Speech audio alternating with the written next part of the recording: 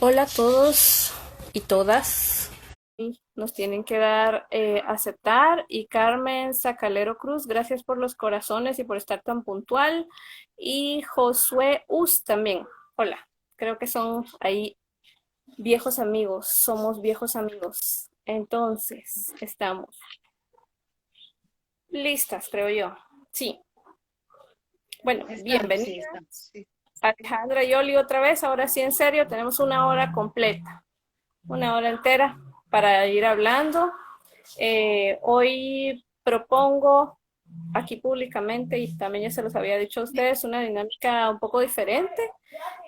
Muchas de estas charlas las hemos llevado como yo sacando información, pero creo que ustedes dos en diálogo va a ser algo muy rico y las voy a dejar mucho más libres para que ustedes ahí vayan fluyendo y como cardumen, que vayan navegando por donde vayan sintiendo. Entonces, creo que propongo aquí esa dinámica, pero antes explicar un poquito de para dónde vamos en esto de estas nuestras conversas. Hoy es la penúltima sesión con invitados, la penúltima sesión con invitados. Pensamos en terminar en julio para que en agosto pasemos a otras dinámicas o a otras acciones que hacen falta. Así que este es el penúltimo con ustedes, con el Centro Carnir, Alejandra Garavito y Yolanda Aguilar. Y mañana a las 11 de la mañana, siempre por aquí, por este mismo canal, vamos a estar con Caridad Botella, que ella es la encargada de los programas educativos de NC Arte en Colombia, que producen esta super serie que se llama El Tablero, que tiene entrevistas también constantemente a arte educadores de Latinoamérica o Hispanoamérica. No, sí, así. Bueno, entonces, y el 25 de julio vamos a tener un live especial. Un live especial que va a ser un live abierto, que no va a tener invitados gestionados por nosotros, sino que va a ser pues por solicitud. Así que quienes nos miran, no estaría completo el círculo si no escuchamos a quienes han estado ahí fielmente. Aquí justo hay bastante gente que ha estado muchas veces, como Carmen Sacalero Cruz, como Manana Silva, a Maya Huracán misma. Entonces, sin sus voces, bueno, ella fue invitada, pero sin las voces de los que están del otro lado, la conversación no está completa. Entonces, el 25 de julio vamos a tener un live abierto donde nos puedan solicitar por mensaje privado o por comentarios a la publicación de invitación que vamos a hacer de que quieren participar. Vamos a poder participar solo 10, creo, por el tiempo y por pues la capacidad de atención. Si no, nos podríamos extender 3 horas, pero nadie nos va a poner atención, ¿verdad? Entonces, lo vamos a hacer así. Y en agosto vamos a pasar a ya a otra acción de siempre de construcción colectiva que ya les vamos a contar. Entonces, gracias por atender a nuestro llamado aquí desde nuestro lindo y amado CAP, que es una comunidad. Realmente no tenemos un local fijo, no, nunca hemos tenido, siempre hemos sido nómadas y siempre nos hemos identificado o descrito como una comunidad. O sea, CAP es un grupo de gente y ya no tenemos espacio y vamos cambiando. Entonces somos un grupo de gente, desde niños hasta adultos, que trabajamos juntos y a ellos también van a conocer en el 25. Bueno, así que sin más preámbulo, Centro Canil es un espacio de investigación muy potente, muy interesante, muy desde el cuidado, que son todas estas características muy afines a nosotros, hacia donde queremos ir, y por eso hemos considerado que ustedes eran invitadas ideales para ir sacando nuestras conclusiones. Y entonces, por eso es que están aquí. Em, Quisiera que nos contaran un poquito, para empezar, sobre la actividad del Centro Canil y las y los frentes de acción que tiene, que no son solo una cuestión de terapia, sino que también hay educación, porque hay muchos talleres, hay investigación, publicaciones. Entonces, cuéntenos y el tiempo es de ustedes. Bienvenidas, Yoli y Alejandra. Gracias por atender a nuestra invitación. Bueno, pues muchas gracias al CAP, gracias Esperanza por la invitación y las gestiones. Centro Canil es un centro que tiene tres, tres líneas diferentes de trabajo.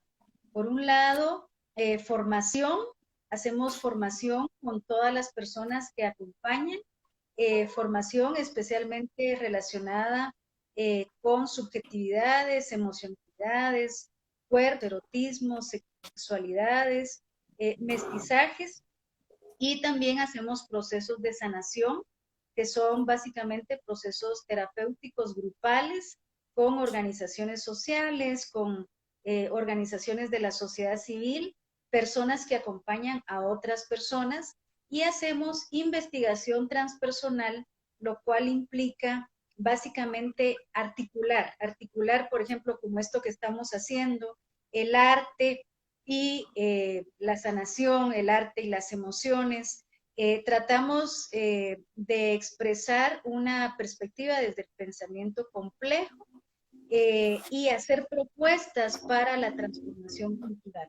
Entonces, trabajamos con muchos jóvenes y jóvenes de América Latina, con mujeres y hombres y personas de todos los géneros, de todas las edades, de todos los pueblos, y consideramos que Centro Canil pues lo que quiere es aportar a este país una visión articuladora más que segmentos por separado, y bueno, de alguna manera por eso es que nos identificamos con la actividad de CAP, y por eso es que estamos aquí haciendo pues un diálogo de generaciones, ¿verdad? Para ver en qué coincidimos y qué nuevos elementos podemos aportar.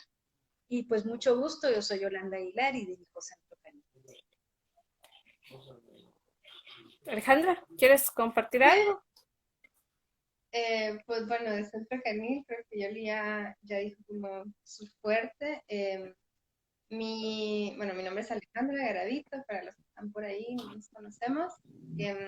Y bueno, mi vínculo con Canil ha sido desde muchos lugares, pero a lo que más me mueve y en lo que más me interesaba la conversación por las preguntas que nos mandaste y todo, es el eje desde la investigación transpersonal, que lo que radica es en la investigación de todos esos planos y posibilidades que somos, ¿no? Entonces, en un proceso de sanación, en un proceso terapéutico, en un proceso creativo, requiere una investigación del propio ser desde más versiones y las que nos permitimos a veces tener en conciencia. Entonces, creo que ahí se han tejido muchos puntos de encuentro entre mis propias prácticas del trabajo corporal y el trabajo con el movimiento, de, por y para el movimiento, y el trabajo de Canil.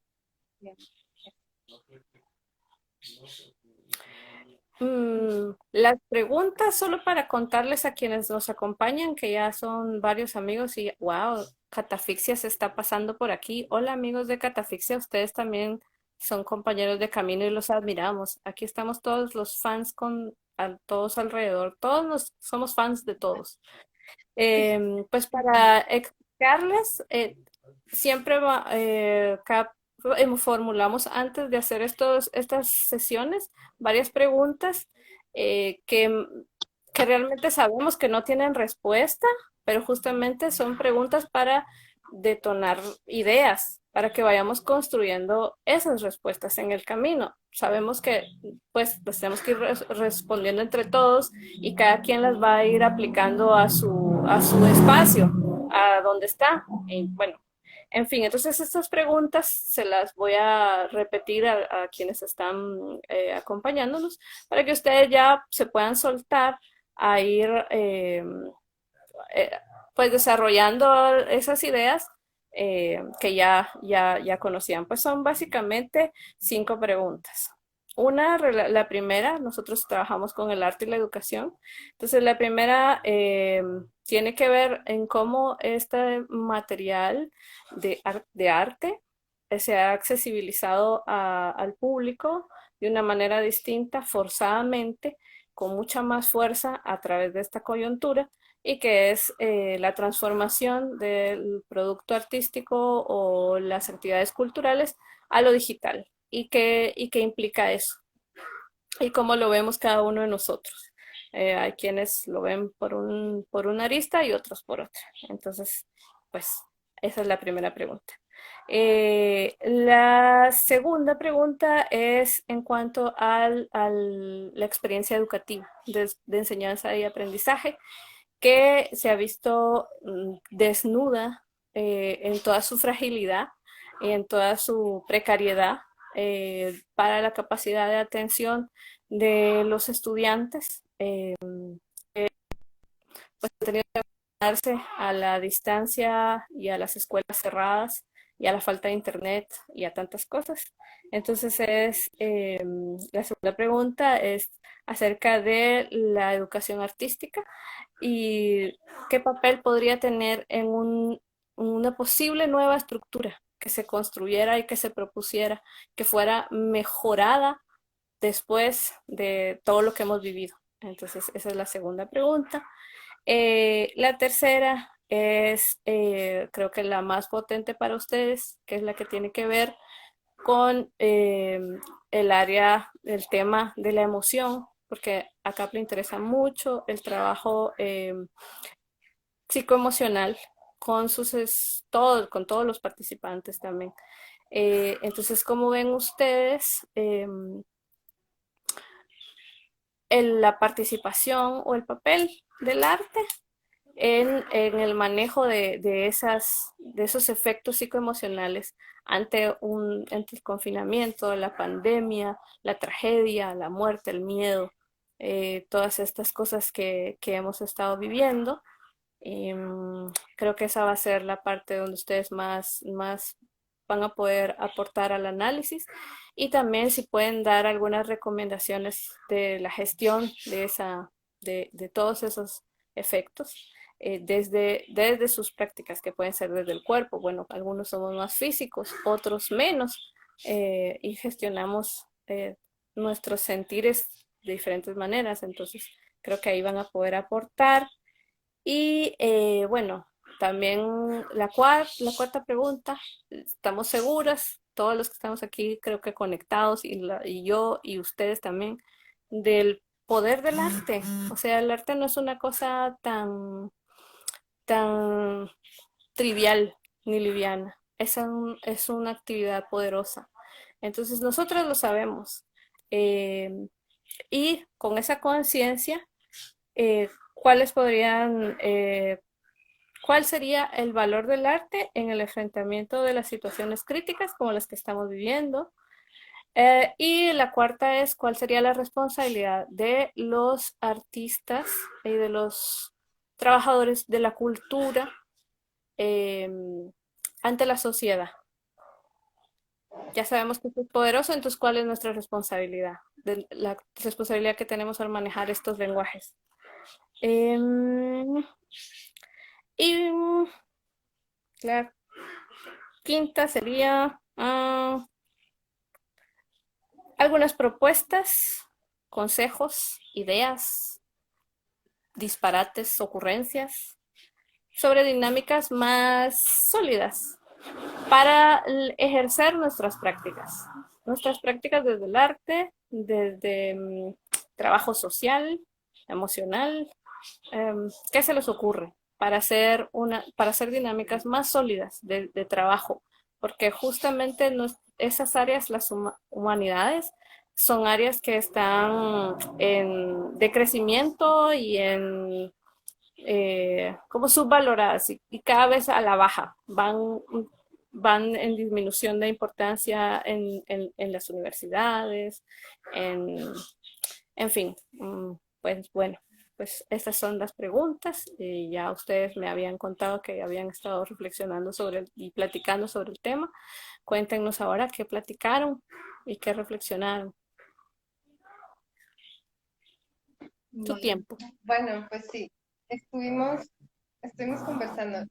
Hablamos de varias de estas preguntas, algo que creo que ya nombramos, pero nos dimos cuenta es que aquí hay un diálogo intergeneracional, ¿verdad? Desde dos perspectivas de trabajo con el arte, la corporización de esos procesos artísticos.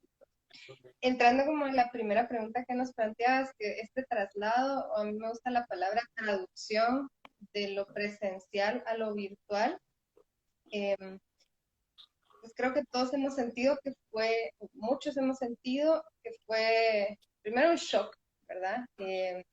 Decir, bueno, no tengo a la mano las herramientas que han sido esenciales para, para los procesos que se han llevado. Y en el proceso de trabajo con el cuerpo, por ejemplo, algo que para mí fue muy claro es que en este aspecto de la pantalla me vinculo desde una dimensión, ¿verdad? Vivo desde lo frontal, estoy enfocada a la cámara. Y en relación voy a hablar desde el movimiento y desde el cuerpo, que es como a lo que las dos nos moviliza, ¿verdad? Y es nuestro campo. Ahí se pierde muchísima riqueza en la exploración del individuo o la individua, porque ¿qué pasa con todo esto que está atrás? ¿Qué pasa con toda la espacialidad que se pierde en estar enfocada en una pantalla? ¿Qué pasa en la incapacidad de vincularme físico-químicamente con otra persona en el contacto presencial? En los procesos de movimiento, a mí me gusta mucho trabajar desde la vinculación con el sistema endocrino y cómo tenemos la capacidad de estimular ciertas glándulas dentro del cuerpo para generar química y literalmente echarla, literalmente tirarla al aire, que suceda y que eso genere un vínculo con el espectador, con el público o con el participante. Desde estamos hablando desde el arte que se muestra o el arte terapia o el proceso artístico para la fundación o la terapia. Eso lo perdimos en este vínculo de la virtualidad. Algo que también me hablamos que me parece súper, o sea, que fue como un gran shock, fue el no poder contactar con, con nosotros mismos, ¿no? Con nuestra maestría, quisiera decir. Claro que hay muchas ramas y muchos tipos de formación que son fundamentales para nosotros, donde va a haber un maestro, donde va a haber alguien que nos va a guiar sobre un proceso, donde va a haber un diálogo, pero ahora me encuentro con que tengo que dialogar conmigo misma, ¿verdad? A veces hay conversaciones que de repente no quiero tener, o hay conversaciones que me puedo dar la vuelta, ¿no? Si las estoy teniendo conmigo, si no tengo ese espejo de la otra o el otro. Tanto estoy mezclando aquí como preguntas, ¿no? Porque desde la formación, también desde la educación o la escolaridad, siento que ese es un tema que se compromete, ¿verdad? Donde dejo de buscar, tengo que dejar de buscar la forma y la observación del otro y voy a tener que empezar a revisar mi propia maestría, mi propia, ¿cuál era la palabra que estábamos? Introspección. La introspección, pero aquí lo que tengo, ¿qué es lo que sí puedo? ¿No? ¿Qué es lo que sí tengo a la mano? Hablando con muchas otras creadores y personas, ¿verdad? Con muchas otras personas, hay mucho dolor y mucha molestia por lo que ya no tenemos, por la censura y por lo que se nos quitó y se nos pidió que era encerrarnos. Y creo que los primeros meses todos pasamos, muchos atravesamos por esta duda de qué hago ahora que no tengo eso que me hacía hacer mis proyectos, que no estoy afuera y no tengo a las personas con las que dialogo, pues, pero que sí tengo a la mano, ¿no? Sí, digamos que yo creo que compartimos con Alejandra el hecho de que sobre todo siendo personas que trabajamos con procesos corporales y que además esos procesos corporales son presenciales. Una de las cosas más difíciles es, bueno, ahora cómo convierto las herramientas que ya vengo teniendo a nuevas herramientas que me sirvan siempre para estar en relación. Y por eso una de las cosas que decíamos y que hablábamos era efectivamente cuáles son estos efectos emocionales. Bueno, en todas las personas, obviamente tal vez en algunas más que estamos más en el vínculo relacional y corporal, pero todas las personas hemos tenido efectos psicoemocionales en esta etapa. Primero, porque sí es cierto, yo puedo contar que mi experiencia era que estábamos muy rápido, ¿no? Estábamos tan rápido que estábamos muy rápido. Y a eso le hemos llamado siempre normalidad porque tenemos hábitos que ya cumplimos todos los días, nos relacionamos de determinadas maneras, tenemos tipos de vínculos que ya son parte de la normalidad, que fueron parte de la normalidad. Y de pronto, muchas personas, por ejemplo, nosotros trabajamos con muchas personas de las organizaciones de la sociedad civil y hemos trabajado también con artistas, o sea, con artistas profesionales que se dedican a hacer arte, ¿no? En ese concepto. Y una de las cosas que hemos descubierto es que muchas de las cosas que se hacían antes, que era un poco lo que dice Alejandra, cómo hemos hecho cosas hacia afuera, ¿no? Pero el estar afuera, literalmente en un espacio externo, no nos ha permitido suficientemente saber qué es lo que no hemos podido ver y a qué no le hemos dedicado tiempo. Por ejemplo, defensoras de derechos humanos o, bueno, que estaban siempre afuera y ahora les toca que estar con familias violentas, con hijos agresivos o con maridos agresivos o cuidando a la madre y no sabiendo qué hacer porque no se ha fortalecido la relación o no se han transformado patrones de conducta en las familias. Pero hablábamos con Alejandra también de cómo muchos artistas han necesitado hacer su obra, expresarse hacia afuera, hacia un público, pero ahora ese público ya no está, ¿verdad?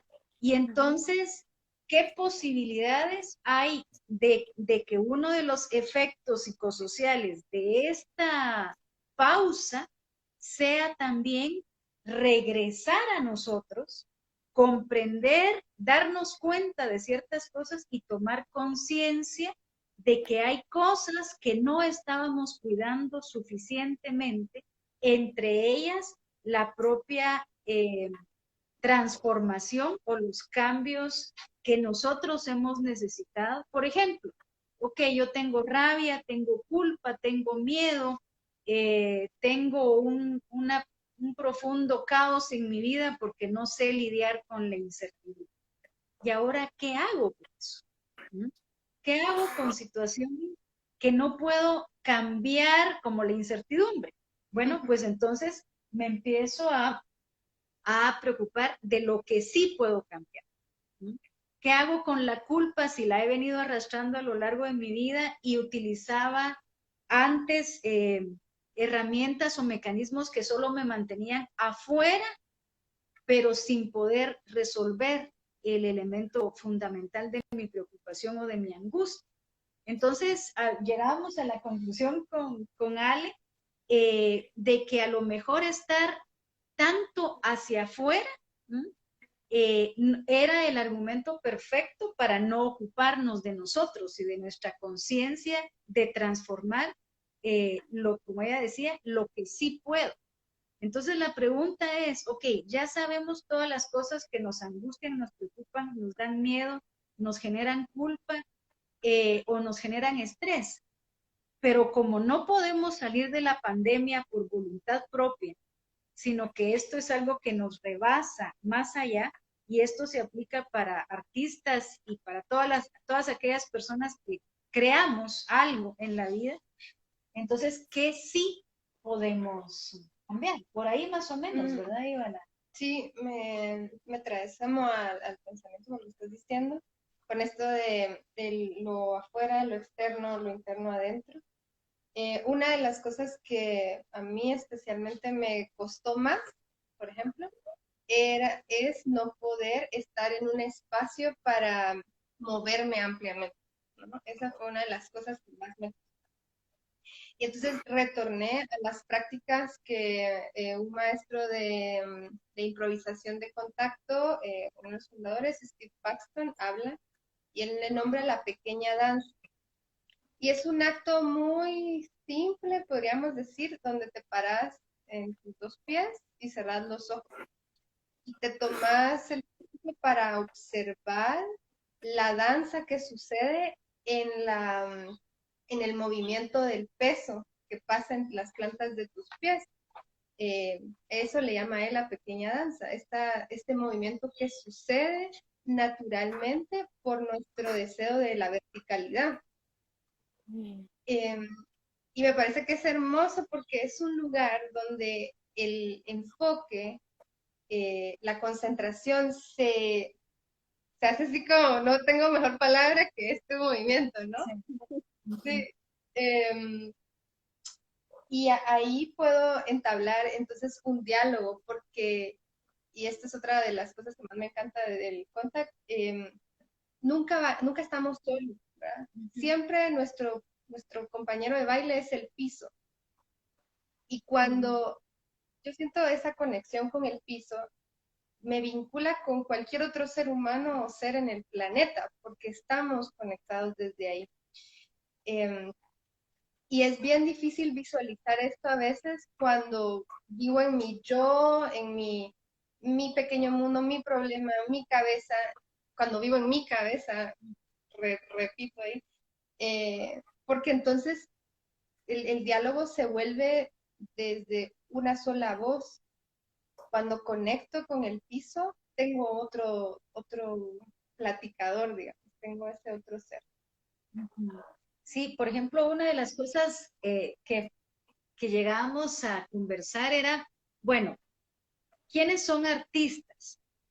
Yo debo de confesar que cuando me mandaste estas preguntas, bueno, recurrí a Alejandra porque dije, wow, yo no sé, yo no soy artista, ¿cómo hago? Y poco a poco, obviamente, conversamos y dijimos, todas las personas que creamos algo, yo soy artista desde Canadá, constantemente estoy creando, inventando realidades. Y tal vez una de las cosas que más nos interesa compartir a todas las personas que nos ven y escuchan es que sí es cierto, a veces en este contexto de esperanza, como que se ve que no hay opciones. Y muchas veces cuando se ve eso, entonces hay un desánimo general y hay como una sensación de desesperanza. ¿No? Y tal vez la reflexión, una de las reflexiones más importantes, por ejemplo, que hacemos desde Canil, es el hecho de que, por ejemplo, Canil, el esfuerzo que impulsamos desde hace 11 años, es un esfuerzo que surgió de la nada, sin ningún apoyo, sin ningún colectivo, nadie apostaba 5 centavos por un espacio de formación, además menos los activistas sociales. Los artistas llegaban, movían la pierna, pero no tenían ninguna conciencia de su cuerpo y de su, ¿verdad? Y de su ser. Y entonces, ¿qué son las opciones? ¿Qué es lo que estamos esperando que cambie? Y posiblemente, si yo tengo una interacción, yo tengo una conciencia de mí misma como persona, como joven, como adulta, como mujer, como ser, ¿verdad? y yo empiezo a darme cuenta de que las opciones no están ahí, no es, qué sé yo, un país del primer mundo en donde van a estar todas las opciones y tal vez yo puedo ir a escoger, sino que yo necesito ser protagonista y partícipe de esas opciones que voy a ir creando, porque posiblemente ni Cap, ni Canil, ni los artistas en este país estuvieran haciendo arte si tuvieran todos los privilegios dados, sino que somos sociedades y contextos en donde ser creativos y ser artistas requiere mucha voluntad, la perseverancia, la vitalidad y hablábamos también de tener un sentido de vida, un proyecto que seguir y en el cual creer. Y entonces eso, pues a lo mejor tiene que ver con la pregunta que tú hacías de la responsabilidad, ¿verdad? Porque ahí hay una responsabilidad. No me puedo sentar a esperar que lleguen las opciones. Por ejemplo, hablábamos de que en la pandemia, pues no nos podemos esperar eh, de brazos cruzados esperando que en los hospitales cuiden a todos los enfermos de COVID, ¿verdad? ¿Y qué es lo que está haciendo la gente? Está regresando a las medicinas naturales, a los cuidados de la comunidad, se están quedando en su casa y están aprendiendo a cuidar su sistema inmunológico. Y eso es regresar a nosotros, ¿no? Entonces, como que hay muchas responsabilidades y tal vez una primera responsabilidad sea empezar a ver cómo yo hago el cambio y no cómo espero que otros lo hagan, porque además ya está visto que otros no podemos controlar lo que otros deciden. Yo diría que tal vez también un paso anterior a la acción, ¿verdad? Que era la palabra que usabas antes de la introspección, viene de observar. Tú decías, ¿no? Como algunos son más corporales, otros son menos corporales, pero todos tenemos un cuerpo, al fin y al cabo, ¿va? Entonces, no, pero observar, me gusta esta palabra porque puedo observar con más que mis ojos, o puedo escuchar con más que mis oídos. Entonces, observar cuerpos atravesados por qué, atravesados por el miedo, atravesados por la furia, atravesados por la impotencia, atravesados por la resiliencia, o sea, ¿por qué historias me atraviesan? Y eso lo vinculo con este tema de cómo gestionar las emociones y los pensamientos, porque hacer una revisión de un cuerpo atravesado de qué, primero requiere un montón de honestidad con una misma, y luego creo que requiere o ayuda a tener estos dos pasos. Uno, un proceso de catarsis en sacar, ¿verdad? En sacar todo esto que parece abstracto de las emociones, que no tiene, que no es visible, ¿verdad? Pero que está claramente potenciando cosas dentro de mí, ya sea la fuerza de construir cosas o la autodestrucción. Entonces, como la catarsis, como un lugar para visibilizar eso que estoy encontrando de mí, que puede quedar ahí bien, o también, pues perritas,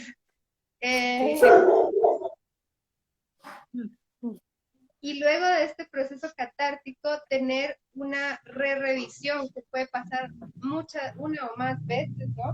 Donde puedo depurar, ¿no? ¿Qué de esto, qué es a mí me gusta la palabra el mínimo común denominador de esto?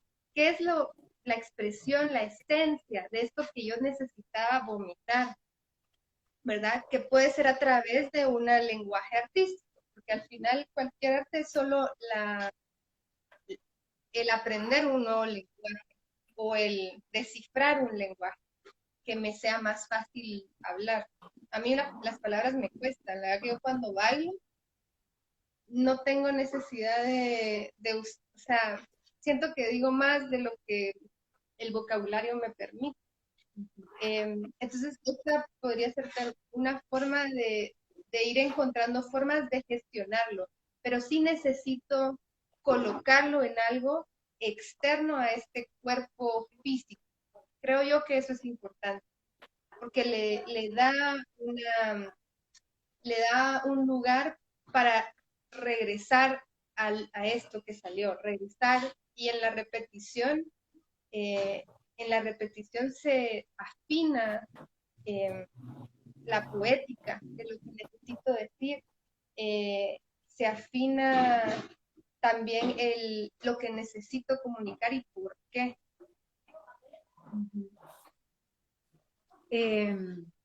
Hay dos palabras que a mí me parecen muy importantes. Es interesante porque Alejandra dice que ella expresa mejor con el cuerpo y a mí me pasa al revés, yo expreso mejor con las palabras, ¿verdad?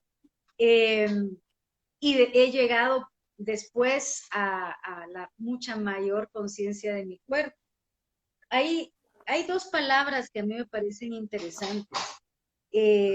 Una es malestar. En este país hay mucho malestar con toda la razón, ¿verdad? Hay mucha sensación de que las cosas no avanzan, de que no caminan. Posiblemente en los espacios artísticos hay mucha conciencia de que cuesta avanzar, ¿verdad? Y para todas las personas, ya solo vivir en este país es un gran acto de heroísmo, ¿verdad? Pero digamos, hay dos posturas, hay dos formas de expresarse. Una es decir, bueno, esto es una mierda, no va para ningún lado, y nos vamos a morir con la pandemia, con el coronavirus, ¿no? La otra forma es decir, bueno, somos el aprendizaje que tenemos solamente por vivir en este país es una experiencia de vida que nos da una riqueza que no podríamos tener en otro contexto. Y bueno, cada quien en su contexto podría decir lo mismo, ¿verdad? Pero de esas situaciones que nos han generado tanto malestar y que nos han generado tanta rabia o desesperanza o estados de ánimo difíciles, a veces sentimos que nos podemos ir en un hoyo, en realidad podemos sacar un gran aprendizaje. Y ese aprendizaje nos debería de llevar, y es el intento, es el esfuerzo en el que estamos, al autoconocimiento, al trabajo de comprensión y de entendimiento, más allá de racionalidad, de qué es lo que podemos hacer con esta experiencia que nos da esta manera en que estamos viviendo. De tal manera que hay algo que a mí siempre me ha parecido una gran oportunidad, y es precisamente porque vivimos en estos contextos, precisamente porque a los artistas les cuesta tanto hacer arte en estos contextos. Ya costaba sin pandemia y ahora cuesta mucho más, ¿ya? Pero como no podemos salir corriendo del mundo donde estamos, todavía no se ha inventado esa posibilidad. Entonces,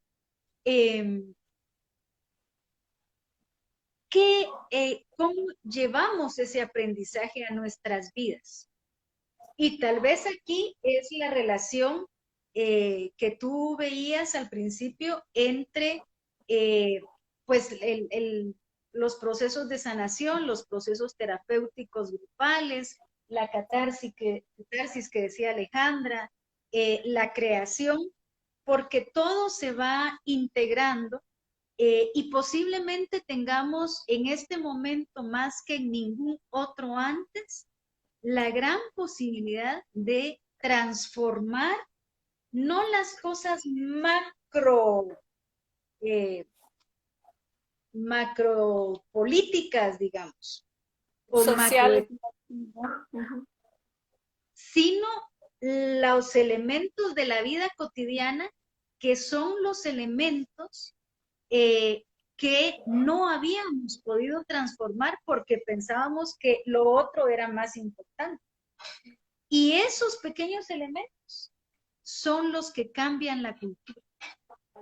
Si yo, por ejemplo, los que cambian la cultura, ¿no? Porque la cultura no cambia porque alguien lo decida, sino que la cultura cambia en la medida en que pequeños y luego más grandes grupos vayan tomando conciencia de que es posible el cambio. Y voy a decir una cosa, por ejemplo, el consumo.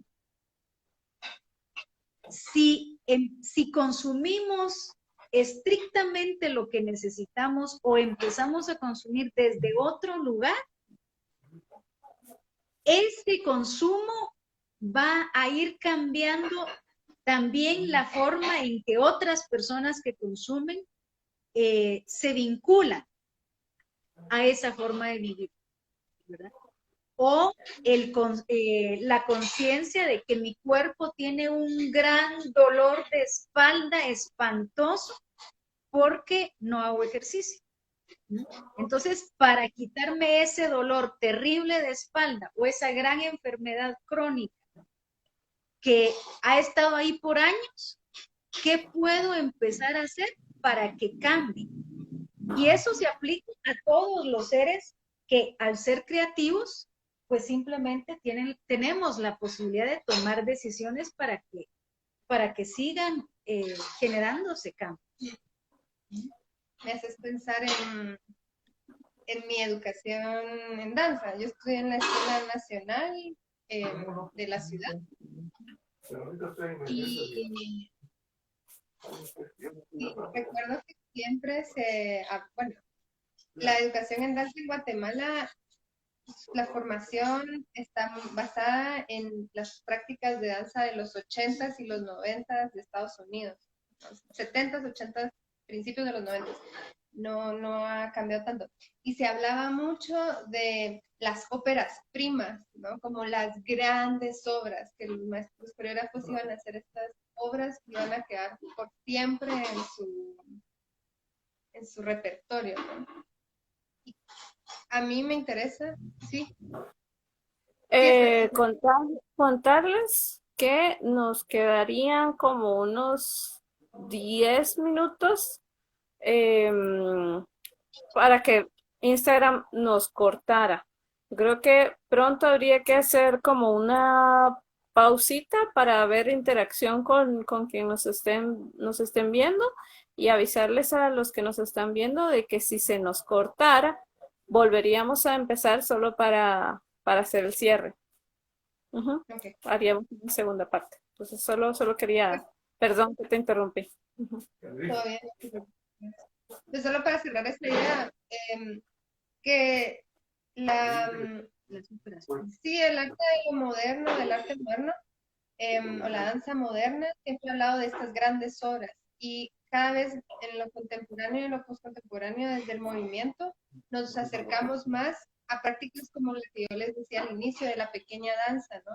A prácticas de encontrar la belleza de lo cotidiano y la belleza de los actos más orgánicos. Y cuando tú hablas del consumo y estás hablando de la soberanía con nuestros propios cuerpos y lo que decidimos que nos toque, y que al final cualquier proceso creativo, cualquier pieza artística va a salir de todo eso que tragamos, absorbimos, ¿no? Sí. Entonces me parece que también de lo que hablamos del potencial social del arte, sí está en nombrar todo, en nombrarnos narradores de las historias, desde las más pequeñas, que es, si yo narro de que no puedo caminar en Guatemala porque no hay aceras, ¿verdad? porque lo vivo todos los días y en mi práctica diaria corporal de caminar, no puedo caminar por la ciudad. Esas cosas pequeñas creo que terminan siendo las más potentes en simplemente decir qué necesita este cuerpo, y cuando hablas, perdón, y regreso a que hablamos, ¿verdad? Que la libertad está en tener opciones. Entonces, en nuestros discursos, en nuestros diálogos artísticos, para mí es sobre proponer opciones y nombrar que no existen estas opciones o que faltan opciones, porque ¿cómo podemos replantearnos quién queremos ser o reconstruirnos si no tenemos opciones? Y traigo una metáfora que leí hace poco, que ya se la conté a Yoli, que me encanta, de Thich Nhat Hanh, donde habla que cuando es de una semillita de limón, de palo de limón, los limones están ahí, aunque no los puedas ver, ¿no? Los limones están ahí, pero necesitan Adentro. agua, sol, abono, tierra. ¿Qué de eso tenemos como humanos o como artistas? Ya que estamos hablando de artistas, ¿qué nos hace falta para manifestar lo que ya está en nosotros? Si no, vamos a seguir reproduciendo los mismos discursos y vamos a seguir reproduciendo formas porque no hubo algo que nos permitió la nutrición de eso que estaba adentro. Eso es cierto.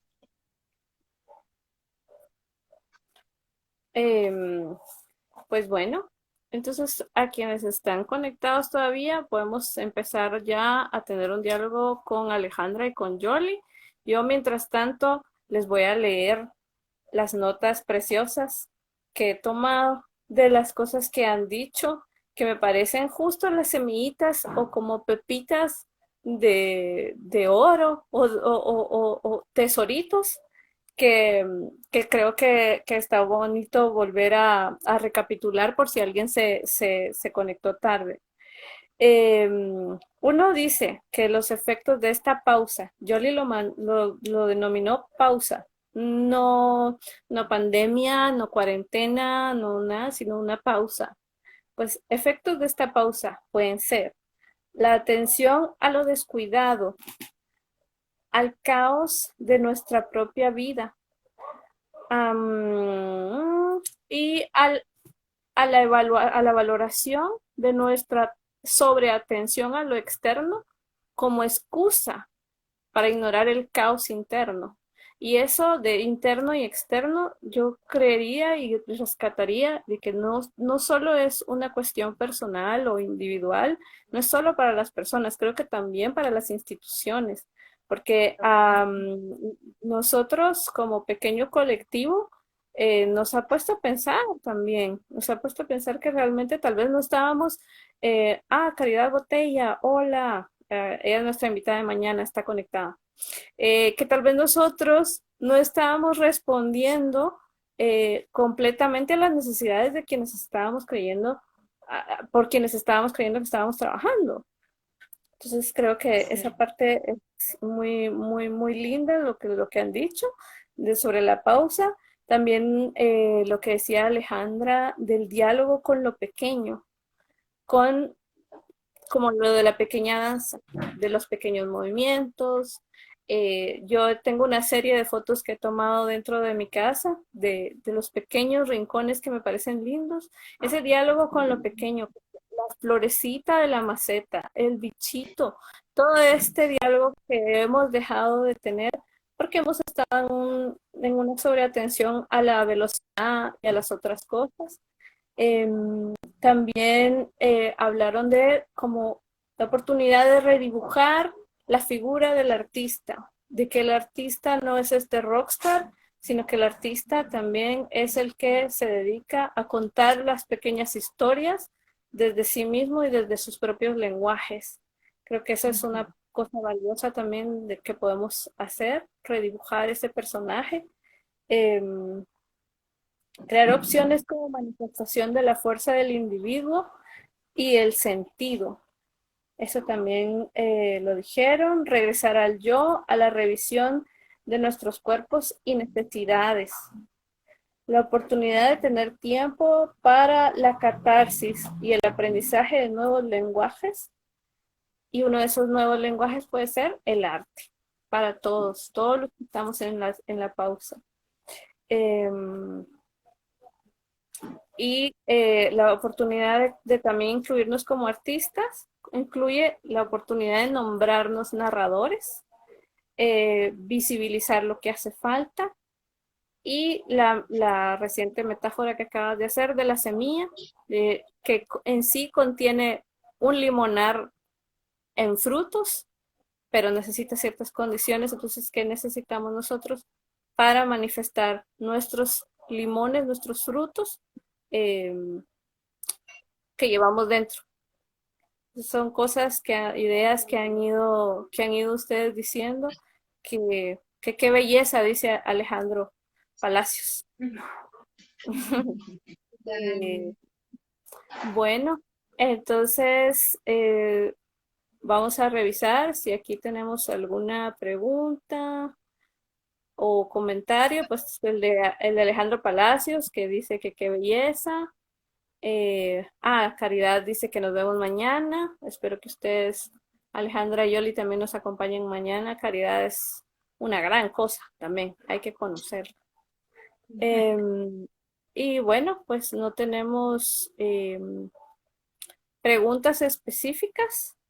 Eh, Tal vez yo personalmente me gustaría, pues luego de hacer este énfasis en las ideas sueltas, hacer el énfasis que tal vez para finalizar pudieran ustedes hacer y abrazos, dice Carmen Sacalero Cruz, que tal vez ustedes pudieran hacer énfasis en algunas recomendaciones para la gestión de la emoción en las situaciones que podemos estar viviendo, que pueden ir desde la violencia que estabas mencionando, Yoli, dentro de nuestras casas, la dificultad para relacionarnos con nuestros compañeros de espacio, desde el pánico, desde la frustración. Eh, Creo que me gustaría rescatar eso. Creo que ustedes tienen bastante para poder compartir. Desde ahí. Ujú.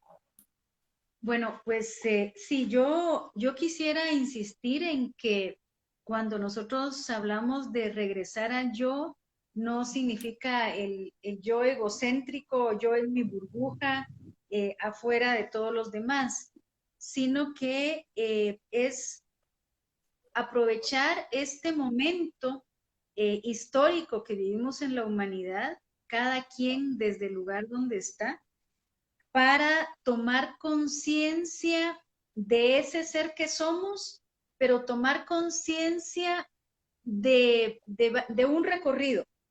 Primero lo que Alejandra decía es de qué historia vengo, de qué historia familiar vengo y por qué yo no he podido resolver nudos que sigo arrastrando y que ya tenía antes de la pandemia, pero que ahora me doy cuenta de que ya no aguanto estar en esta situación. Sea una situación de pánico, sea una situación de violencia, sea una situación de que no soporto estar con mi familia y que ustedes son, todas las personas somos protagonistas. Primero observamos, nos damos cuenta y luego tomamos conciencia para transformar. Hay una pregunta que nosotros hemos hecho en varios colectivos en este tiempo y es, ¿cómo, les preguntamos, cómo estaban ustedes, cómo estaba su cuerpo antes de la pausa, efectivamente, y cómo están ahora?